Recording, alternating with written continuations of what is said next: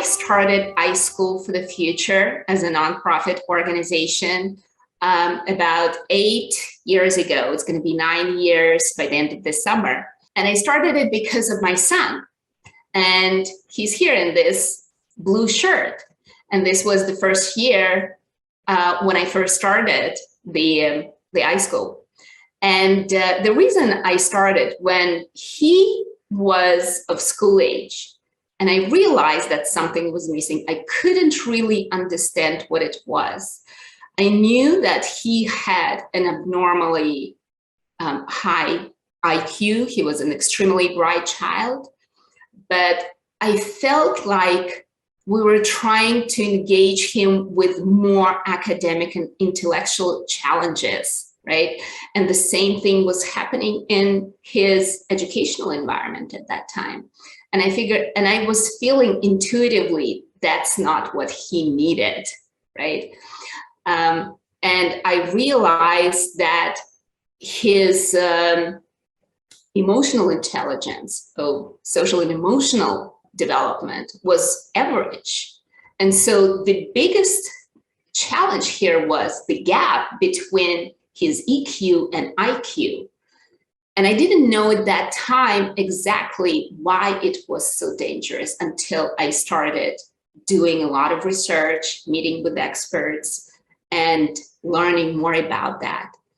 And I realized that this can actually handicap him for the rest of his life if that gap is not bridged.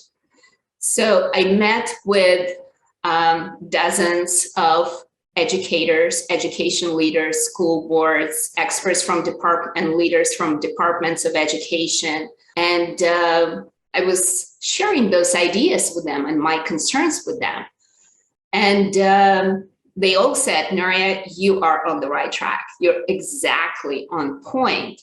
And this is where we need to be. We need to really focus on students as learners first, and then on academic development.